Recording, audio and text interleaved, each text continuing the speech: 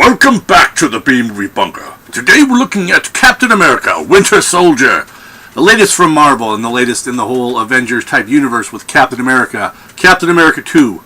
This was such a good freaking movie. I was very mediocre on the first Captain America movie.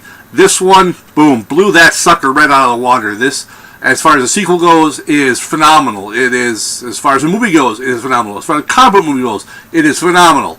It definitely took things to a level that the first one did not go to.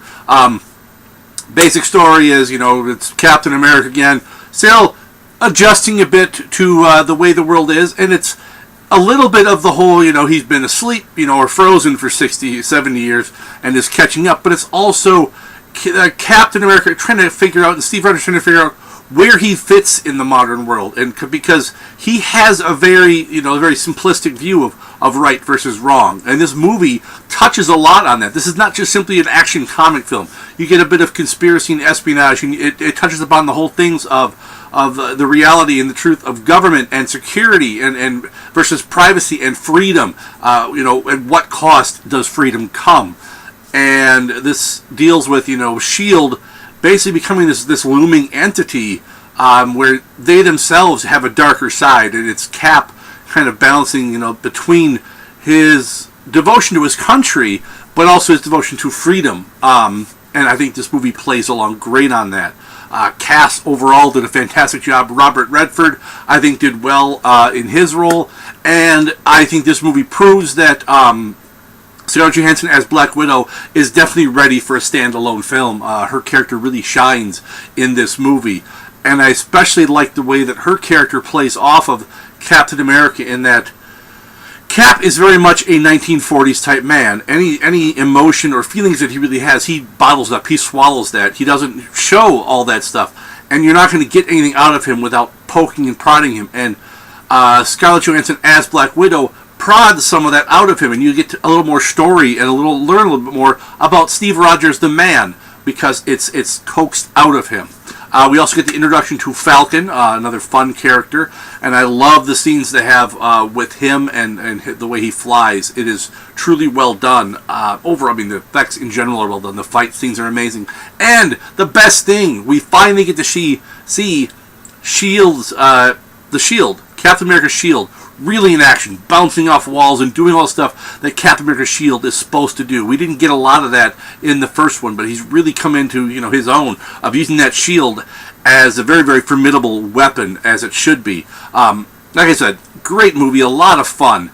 And I also like there's other things that touched upon the whole war and veterans and veterans coming home from war and adjusting, which fits in with a bit with Steve Rogers adjusting to civilian life, but in modern life, and it plays on that as well. So there's a lot going on in this film. It's definitely darker than the first one, I think, and it definitely is taking the Marvel Universe in an interesting direction as far as, the Avengers type universe.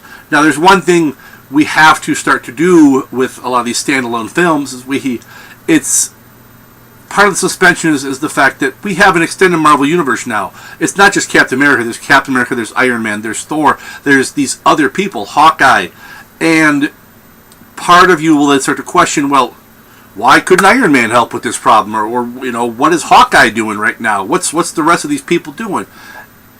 We have to accept that, maybe Iron Man was busy doing something in the Middle East. Maybe Hawkeye is on some other covert mission, couldn't get back in time.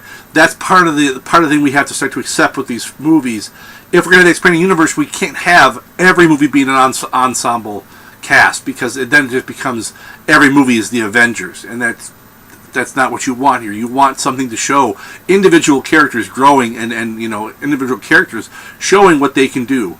And Captain America really shines as a character in this. It's the whole, as much as he's learning about his place in the world now, he's also teaching everyone around him. He teaches Nick Fury. He teaches Black Widow. He teaches the people around him of basically, that bigger, better isn't always bigger and better. Sometimes simpler is better. And Steve Rogers is a simpler man. And not to say that that's always everything's black-white, but sometimes things are pushed further than they need to be, and we need to reel that back in. Scale of 1 to 10. Oh boy, it is that wide-eyed enthusiasm you have as a kid the first time you read that comic book, but it's that enthusiasm of a child without being childish. You get a very good story in this movie, albeit bits of it I thought were somewhat predictable, but that's part of what you get from having read a lot and watched a lot of movies. There are so seldomly an original idea, but this movie still does a great job with it.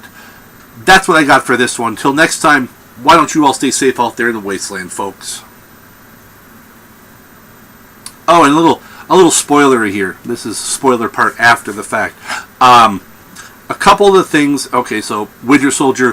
For those who if you haven't seen the movie or read the stuff, this is spoilers. Bucky Barnes. So Bucky Barnes, Cap's old friend that was lost in the first movie, comes back. He is now the Winter Soldier, this elite assassin.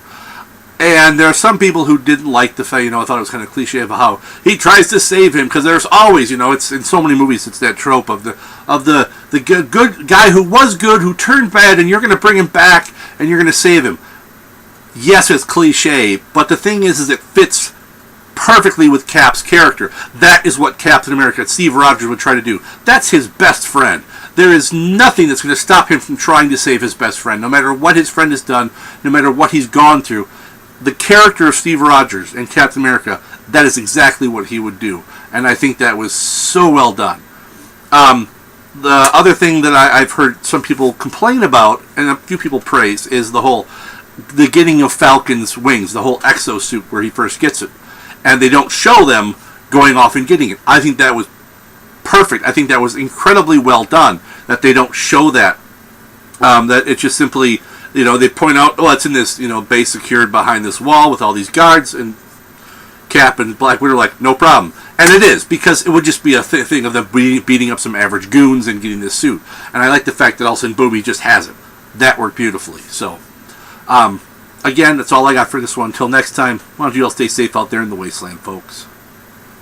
I got to give special kudos to Anthony and Joe Russo, who brought this to the big screen, making the jump from primarily TV.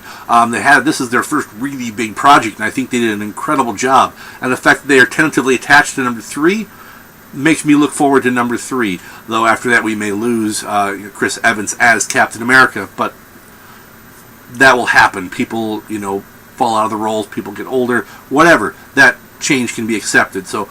Great job by this directing team. They knocked this one out of the park.